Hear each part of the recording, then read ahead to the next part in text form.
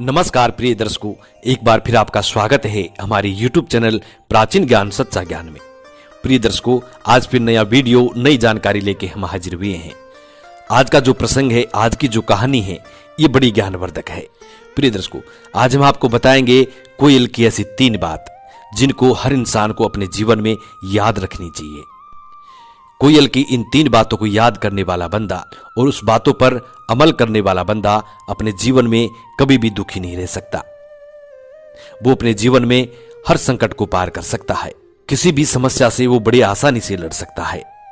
वो इंसान कभी भी अपने जीवन से दुखी नहीं हो सकता और सदैव अपने परिवार का अच्छे से पालन पोषण कर सकता है। प्रिय दर्शकों, यूं तो हर कोई अपने बच्चों का पालन पोषण करता है। हर कोई माता पिता अपने बच्चों का सबसे अच्छा पालन पोषण करते हैं और वो यही चाहते हैं कि मेरा बच्चा सबसे सर्वश्रेष्ठ बने, मेरा बच्चा पढ़ लिख कर सबसे बड़ा आदमी बने और पूरे संसार में मेरे बच्चे का नाम हो। कोई भी माता पिता ऐसा नहीं चाहता है कि उसका बच्चा सबसे पीछे रहे या उसका बच्चा निठल्ला रहे। हर माता पिता यही चाहते हैं कि उनके बच्चे हमेशा आगे बढ़ते रहें और तरक्की पे तरक्की करते रहें। बच्चों की खुशी के लिए माता पिता अपने प्राण तक न्यौछावर कर देते हैं, अपनी संपूर्ण जमा पूंजी भी न्यौछावर कर देते हैं, सब कुछ अपने बच्चों पे कुर्बान कर देते हैं। लेकिन उन्हीं माता पिता को वो बच्चे एक दिन ठुकरा देते हैं। इस कलयुग के जमाने में ऐसे माता पिता को आजकल के जो पढ़े लिखे लोग होते हैं वो अनाथालय में छोड़ देते हैं, अनाथ आश्रम में छोड़ देते हैं, वृद्ध आश्रम में छोड़ देते हैं। प्रिय दर्शकों, माता पिता भगवान का दूसरा रूप होता है। लेकिन जब लोग ज्यादा पढ़ लिख जाते हैं तो इस बात को भूल जाते हैं। अपनी पत्नी के कहने पर अपने माता पिता को ठुकरा देते हैं और उनको वृद्ध आश्रम में छोड़ देते हैं। प्रिय दर्शकों, आज के जमाने में जो लोग शहरों में रहते हैं, ज्यादा पढ़ लिख जाते हैं और ज्यादा विद्वान और बड़े लोग बन जाते हैं, ऐसे लोगों की ऐसी हरकतें देखी जा सकती हैं। जो गरीब लोग होते हैं वो अपने माता पिता की सेवा करते हैं। हाँ, कुछ गरीब लोगों में भी ऐसा होते हैं जो अपनी पत्नी की बातों में आकर अपने माता पिता को ठुकरा देते हैं, अपने माता पिता से अलग रहने लगते हैं, अपने माता पिता को अलग खाना बनाने पर मजबूर कर देते हैं और बुढ़ापे में बुजुर्ग माता पिता अलग खाना बना करके खाते हैं। प्रिय दर्शकों, आज हम जो आपको कहानी बताने जा रहे हैं, ये कहानी बड़ी ज्ञानवर्धक है। ये एक कोयल की कहानी है। इस कहानी से आपको ये पता चलेगा कि कोयल अपने बच्चों की परवरिश कैसे करती है और जब कोयल के बच्चे बड़े हो जाते हैं तो वो अपने माता पिता के साथ क्या सलूक करते हैं। जो लोग अपने माता पिता को ठुकरा देते हैं, ऐसे लोग इस कहानी को जरूर सुने। हम चाहते हैं कि इस कहानी के माध्यम से उनको आत्मज्ञान हो और वो अपने माता पिता की सेवा करें। शुरू करते हैं प्रिय दर्शकों आज की ये प्यारी सी कहानी, ये प्यारा सा वीडियो। प्राचीन काल समय में एक जंगल में एक कोयल और उसका पति रहा करते थे। दोनों अपना जीवन बड़ा सुखी बिता रहे थे। समय की बात है कि कोयल गर्भ धारण कर लेती है और गर्भवती हो जाती है। कुछ दिनों बाद में कोयल का प्रसव का समय आता है। कोयल अपने पति से कहती है कि मेरा प्रसव का समय नजदीक आ गया है और आप कोई अच्छे घर का इंतजाम कीजिए, अच्छी जगह का इंतजाम कीजिए जहां हम हमारे बच्चों को जन्म दे सकें। प्रिय दर्शकों, जहां कोयल रहती थी उसी के पास में एक सेठ का मकान था, एक सेठ का घर था। वो सेठ बहुत पैसे वाला था। उसके पास में किसी चीज की कोई कमी नहीं थी, अन्न धन की कोई कमी नहीं थी। उस सेठ के एक पुत्र था। बड़ी मुश्किलों से उस सेठ को एक पुत्र की प्राप्ति हुई थी। जब उस सेठ का लड़का बड़ा हुआ तो उसकी अच्छी शिक्षा दीक्षा की। जब उस सेठ का लड़का बड़ा हुआ तो सेठ ने अपने पुत्र को अच्छी पढ़ाई लिखाई करवाई। उस सेठ ने अपने बच्चे को अच्छे गुरुकुल में शिक्षा दिलवाई और उसको पढ़ा लिखा करके बड़ा आदमी बना दिया। अब जैसे वो पढ़ लिख जाता है, विद्वान बन जाता है, तो अपने पिता से कहता है कि पिताश्री, मुझे इस राज्य का राजा बनना है, इसके लिए आप अपनी जितनी भी जमा पूंजी है सारी मुझे दे दीजिए, मैं एक सेना का निर्माण करूंगा। इन सारी बातों को वो कोयल का पति जंगल में बैठा बैठा देखता था। वो इस घटना को देख रहा था और वो ये सोचता था कि देखिए सेठ का पुत्र क्या करने जा रहा है। वो सेठ का पुत्र पढ़ लिख गया, लेकिन अपने पिता से इस बात की जिद करने लगा कि मैं इस राज्य का राजा बनना चाहता हूं। वो सेठ बार बार मना करता, कहता कि बेटा ये ठीक नहीं है, तुम राजा नहीं बन सकते, तुम एक सेठ के पुत्र हो, बिजनेसमैन के पुत्र हो। तुम हो सके तो मेरे बिजनेस में मेरा हाथ बटाओ, मेरा बुढ़ापे का सहारा बनो। लेकिन उस सेठ का लड़का क्योंकि पढ़ लिख गया था, कानून की प्रक्रिया उसको अच्छी तरह मालूम थी, राजनीति उसको अच्छी तरह मालूम थी, तो ये चाहता था कि उस राज्य का वो राजा बने। अपने पिता से बार बार जिद करता और पिता उसको बार बार मना करता। वो कहता कि पुत्र ऐसा करना उचित नहीं है, यदि हमारे राज्य के राजा को पता चल गया तो हमें इस नगर से ही निकाल देगा। लेकिन उस सेठ का पुत्र अपने पिता की बातों पर अमल नहीं करता। वो वही करना चाहता था जो उसका दिमाग कहता था। उसका दिमाग ये कहता था कि वो उस राज्य का राजा बने। प्रिय दर्शकों, उस सेठ का पुत्र अपने पिता से जिद करता रहा और समय निकलता गया। रोज लड़ाई झगड़े करता और रोज जिद करता और उसका पिता उसको बार बार समझाने की कोशिश करता। अंततः काफी समय निकल गया। अब वो सेठ धीरे धीरे बुजुर्ग होने लगा था। उस सेठ की इतनी शक्ति नहीं थी कि अपने पुत्र का सामना कर सके।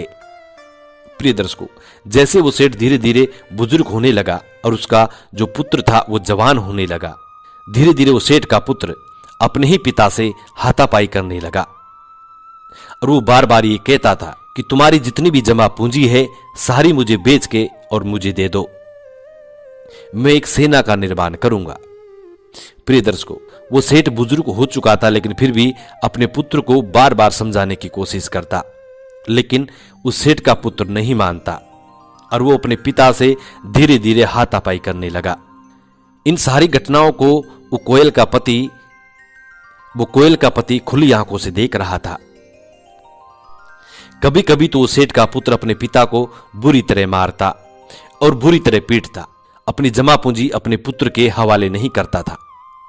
वो फिर भी अपने पुत्र को समझाने की कोशिश करता था, उसको सही रास्ते पर लाने की कोशिश करता था, लेकिन उसका नीच पुत्र अपने पिता से लड़ाई झगड़े करता और कभी कभी तो अपने पिता को मारपीट भी किया करता। एक दिन दोनों पिता और पुत्र में जोरदार झगड़ा होता है और पुत्र अपने पिता को ऐसी जगह मारता है कि उसके पिता की मृत्यु हो जाती है। उसके बाद उस सेठ का लड़का अपने पिता का दाह संस्कार भी नहीं करता है और अपने पिता की सारी जमा पूंजी को शोर समेट लेता है। पिता की सारी जमा पूंजी को शोर समेटने के बाद वो एक सेना का निर्माण करता है और उस राज्य के राजा से युद्ध करने की तैयारी करता है। उधर पिता की लाश धीरे धीरे सड़ने लगती है, गलने लग जाती है, उस इलाके में बदबू होने लगती है, लेकिन वो नीच पुत्र अपने पिता की लाश का दाह संस्कार भी नहीं करता और पिता की लाश को सड़ने के लिए छोड़ देता है। उस सेठ की लाश में धीरे धीरे कीड़े पड़ जाते हैं और वो लाश ही खराब हो जाती है। उधर वो पुत्र उस नगर के राजा से युद्ध करने की तैयारी करता है और उस राजा से युद्ध की चढ़ाई कर देता है। इस पूरी घटना को उस कोयल का पति अपनी खुली आंखों से देख रहा था। प्रिय दर्शकों, उस सेठ का पुत्र उस राजा से युद्ध की चढ़ाई करता है। उधर राजा की सेना चढ़ती है और उधर उस सेठ के पुत्र की सेना चढ़ती है। दोनों में घमासान युद्ध होता है। अंततः उस सेठ का पुत्र मारा जाता है, उसकी भी मृत्यु हो जाती है, राजा विजयी होता है। इन सारी घटना को वो कोयल का पति अपनी खुली आंखों से देख रहा था। उस सेठ के नीच लड़के की मृत्यु हो जाती है, युद्ध में परास्त हो जाता है और राजा उस लड़के का सर धड़ से अलग कर देता है। प्रिय दर्शकों, कोयल का पति इस बात को अपनी खुली आंखों से देखता है। जब कोयल का प्रसव का समय आता है तो कोयल कहती है कि पिया जी, कोई ऐसी जगह का इंतजाम कीजिए, कोई ऐसे घर का इंतजाम कीजिए जहां हम हमारे पुत्र को जन्म दे सकें। कोयल का पति कोयल से कहता है कि प्रिय, पूत कपूत सदा से ही होता है। कोयल का पति कोयल से कहता है कि प्रिय, पूत हमेशा कपूत होता है। इससे बेहतर तो यह है कि इसको जन्म ही ना दे। हो सकता है उस सेठ के लड़के की तरह एक दिन ये भी हमारा अंत कर दे, इसीलिए इसको जन्म देने की कोई जरूरत नहीं है। क्योंकि वो कोयल का पति उस सेठ की और सेठ के लड़के की पूरी कहानी अपनी खुली आंखों से देख चुका था, इसलिए वो अपनी पत्नी कोयल से कहता है कि प्रिय, पुत्र को जन्म देने की कोई जरूरत नहीं है। हम दो हैं और दो ही रहेंगे। लेकिन कोयल अपने पति से कहती है कि पिया जी, माता कभी कुमाता नहीं होती है, माता की आत्मा होती है और माता सदैव अपने पुत्र को आगे बढ़ते देखना चाहती है। लेकिन कोयल का पति बार बार इसी बात को कहता है कि पुत्र कपुत्र होता है, सपूत नहीं कपूत होता है, इसीलिए इसको जन्म देने की कोई आवश्यकता नहीं है। कोयल का पति कोयल से कहता है कि हम बागों में रहते हैं, अच्छे फल खाते हैं, जितने भी संसार में पक्षी हैं सबसे अच्छा भोजन हम ग्रहण करते हैं। लेकिन यदि फिर भी हमारा पुत्र भी कपूत निकल गया तो हम क्या करेंगे? मुझमें वो सहन शक्ति नहीं है कि मैं सहन कर सकूं। यदि मेरा पुत्र कपूत निकलता है तो मुझसे सहन नहीं होगा। लेकिन कोयल अपने पति को बार बार समझाने की कोशिश करती है, लेकिन कोयल का पति बिल्कुल इनकार कर देता है और कहता है कि मुझे पुत्र की आवश्यकता नहीं है।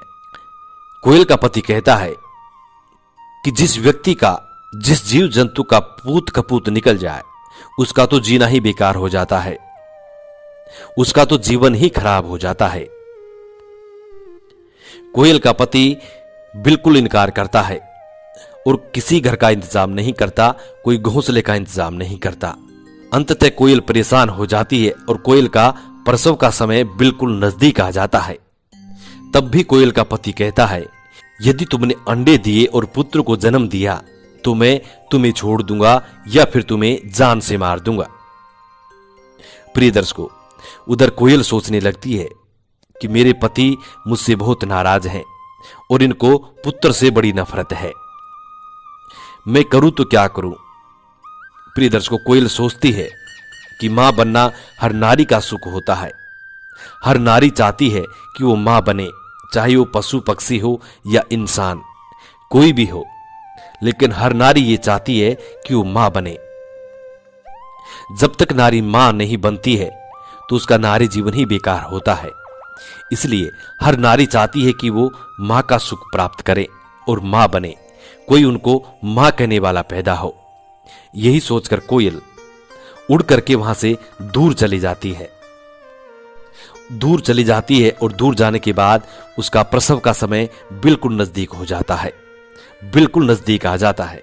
अब कोयल मन में विचार करती है, यदि मैं घोंसला बना करके और अंडे देती हूं तो मेरे पति को पता चलेगा तो अंडों को फोड़ देगा, अंडों को नीचे गिरा देगा, तो मैं करूं तो क्या करूं।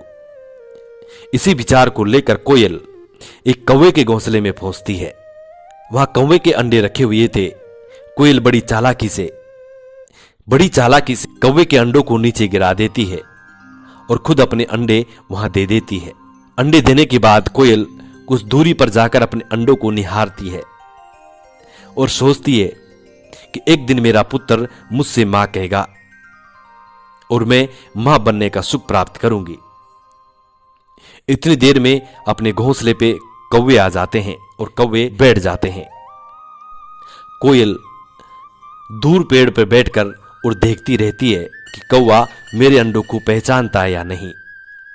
प्रिय दर्शकों, कौवे कोयल के अंडे को नहीं पहचान पाता और वो कोयल के अंडे की रखवाली करने लग जाते हैं। जैसे कि वो अपने अंडे की कर रहे थे, उसी तरीके से कोयल के अंडे को पूरी सुरक्षा देता है और अपना ही अंडा समझकर उसका पालन पोषण करता है। प्रिय दर्शकों, कोयल उड़ करके वहां से अपने पति के पास आ जाती है। कोयल का पति कोयल से पूछता है कि तुम्हारे अंडों का क्या हुआ, तुम मां बनने वाली थी, तुम्हारा प्रसव का समय बिल्कुल नजदीक था। तुमने अंडे कहां कर दिए? कोयल कहती है कि तुम्हारी नाराजगी के कारण मैंने अपने अंडों को समुद्र में गिर दिया और उन अंडों को मछलियां खा चुकी हैं। ये सुनकर कोयल का पति बड़ा खुश होता है। अपनी पत्नी से वो कहता है कि तुम धन्य हो, तुमने मेरी लाज रखी। प्रिय दर्शकों, लेकिन कोयल के पति को यह मालूम नहीं था कि कोयल के अंडों को कौवे संभाल रहे हैं और वो कौवे के घोंसले में अपने अंडे रख करके आई है। उधर जब वो अंडे पकते हैं तो कौवे के घोंसले में कौवों की जगह कोयल निकलती है और कोयल के बच्चे बड़े होते हैं और बड़े होने के बाद अपना जीवन व्यतीत करने लगते हैं। प्रिय दर्शकों, कोयल कभी भी अपने बच्चों का लालन पालन नहीं करती है और ना ही कोयल का पति करता है। कोयल के अंडों को सिर्फ कौवे संभालते हैं और कौवे ही उनका लालन पालन करते हैं और जब बड़े होते हैं तो वो भी कोयल जैसा ही व्यवहार करते हैं।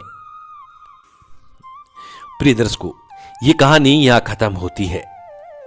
जो लोग अपने माता पिता की सेवा नहीं करते हैं, प्रिय दर्शकों, वो अपने माता पिता की सेवा जरूर करें। यदि तुम लोग अपने माता पिता की सेवा नहीं करेंगे तो तुम्हारी होने वाली संतान तुम्हारी सेवा नहीं करेगी। ये कटु सत्य है, इसमें कोई शंका नहीं है कि तुम्हारी संतान तुम्हारी सेवा करेगी। वो कभी भी नहीं करेगी। जैसा तुम करोगे वैसा तुमको भरना पड़ेगा।